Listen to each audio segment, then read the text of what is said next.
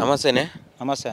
ఇది ఏంది ఎట్లా ఉంది ఇప్పుడు రైతు బంధు వస్తుందా మీకు? రైతు బంధు ఇంతవరకు వేయలేదు సార్. ప్రభుత్వం వచ్చిన కాడికెళ్ళి అంటే ఇప్పటిదాకా కూడా సంవత్సరం అవుతుంది, ఇప్పటిదాకా రైతు బంధు రాలేదా? రాలేదు సార్. అయితే మెయిన్గా ఈ రైతు బంధు రైతులు వద్దనుకుంటారు అని చెప్పి ఒక తుమ్మల నాగేశ్వరరావు వ్యవసాయ శాఖ మంత్రి అని చెప్పిండు. నిజమేనా అది? అది తప్పు సార్. అది ఇప్పుడు 10, 20, 30 ఎకరాలు ఉన్న వాళ్ళకి ఇవ్వకుండా నడుస్తుంది. ఓ 10 ఎకరాల లోప 5 ఎకరాల లోప ఎంత ఉన్న వాళ్ళకో రైతు బంధు ఇవ్వాలి సార్. అది బీద రైతులం కాబట్టి సన్నకారు రైతులం కాబట్టి ఇవ్వాలి. ఎక్కువ ఉన్న వాళ్ళకు కొంతమంది ఎకరాల కొద్దిగా కొని హైదరాబాద్ ఉంటారు, అసొంటి వాళ్ళకి ఇవ్వకుండా నడుస్తుంది. వీళ్ళకి ఇవ్వాల్సిందే సార్. ఇప్పుడు నేను 5-6 ఎకరాలు పత్తి కౌలుకు తీసుకొని వేస్తున్నా. ఇప్పుడు కౌలుకు తీసుకుంటే మా దగ్గర తీసుకుంటారు డబ్బులు, మళ్ళీ వాళ్ళ దగ్గర ప్రభుత్వం దగ్గర తీసుకుంటారు. అసొంటి వాళ్ళకి కట్ చేసి ఈ భూములు ఉన్న వాళ్ళకు ఎవరు వ్యవసాయం చేస్తారో వాళ్ళకు ఇస్తే మంచిగా ఉంటుంది సార్. ఇది అయితే ఇప్పుడు నువ్వు అన్నట్టు నువ్వు కౌలుకు చేస్తున్నా అంటున్నావు.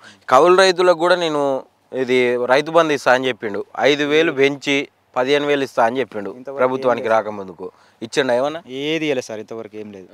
ఇంతవరకు ఇవ్వలేదు సార్. అది ఎట్లా ఉంది ఇప్పుడు? సంవత్సరం అవుతుంది కాంగ్రెస్ గవర్నమెంట్ వచ్చి. ఆయన ఇచ్చిన హామీలన్నీ నెరవేర్చినట్టేనా? 6 గ్యారంటీలు అని చెప్పి వచ్చిండు, నెరవేర్చినట్టేనా? ఇప్పటి వరకు అయితే కరెంట్ బిల్లు మాపేయింది సార్. గ్యాస్ కూడా ఒకటి మంచిగానే ఉన్నట్టుంది. కొంతమందికి రాలేదని బాధపడుతున్నారు సార్. మళ్ళీ అయితే బస్సు ప్రయాణం ఒకటి మంచిగానే, లేడీస్కి ఒకటి అది మంచిగానే చేసింది సార్. పైసలు పడలేదు సార్. ఈ రైతు బంధు వల్లే. ఈ కౌలుకు రైతులకు కూడా ఏం చేయలేదు సార్ ఇంతవరకు. అయితే ఇంట్లో ఉన్న ఆడోళ్ళకు 2,500 కానీ తులం బంగారం ఇస్తా అని చెప్పడం కానీ ఇలాంటివన్నీ జరిగినాయా? ఇంకా జరగలేదు సార్. ఇంతవరకు అయ్యి ఏమి ఇవ్వలేదు. ఇంతవరకు ఏం లేదు సార్.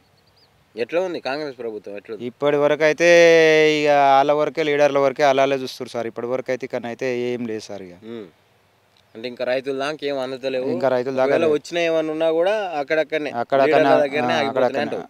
ఉంటున్నాయి సార్. ఇక్కడ వరకు అయితే ఇంకేమీ అంతలేవు సార్.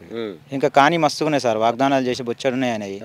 ఇందిరమ్మ ఇస్తున్నాడు, ఇంకా ఏదో జాబులు ఇస్తున్నాడు, ఏదో సైకిళ్ళు ఇస్తాను, ఏది సూటీలు ఇస్తానని, ఇవన్నీ ఇంకా ఏమి ఇవ్వలేదు సార్. ఇంకా ఇక ఈ 6 చేసినట్టు 6 ఇంకా అన్ని కరెక్ట్ కాలేదు. ఇంకా కాలేదంట.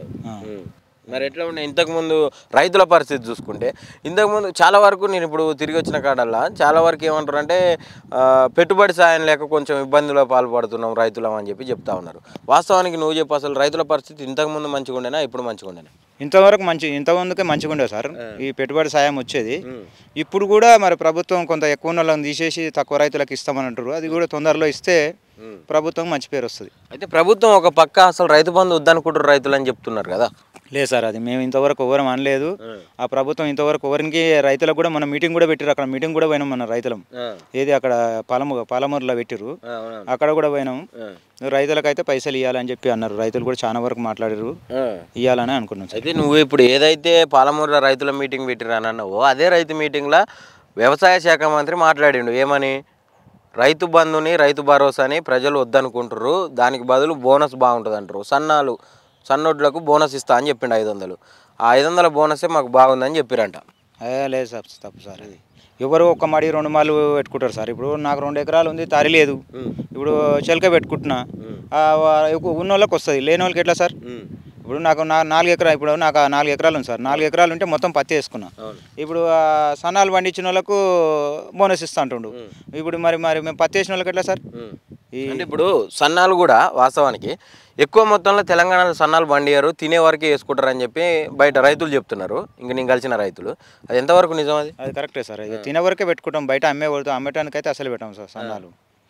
అంటే పెట్టకపోవడానికి కారణం ఏంది? సన్నాలు ప్రభుత్వం ఏమైనా ప్రోత్సాహం ఇచ్చి ఇంత ఇంకా రేట్ ఎక్కువ ఇచ్చి ఇత్తనాలు సబ్సిడీ, అవి మందులు సబ్సిడీ ఇస్తే ప్రోత్సహిస్తే రైతులను సన్నాలు పెడతారు సార్. ఎందుకు ఎక్కువ మొత్తం వల్ల పండించరు రైతులు? అంటే దాంట్లోకి ఏమన్నా పంట దిగుబడి తక్కువ ఉంటుంది అంటారా? దిగుబడి తక్కువ వస్తుంది సార్. దానికి సన్నాలకు దిగుబడి తక్కువ వస్తుంది, దొడ్డు ఏమో దిగుబడి ఎక్కువ వస్తుంది సార్. అందుకనే సన్నాలు పెడతలేరు. ఎక్కువ తిండి వరకే పెట్టుకుంటారు, మార్కెట్కి పోయాలని పెట్టారు సార్.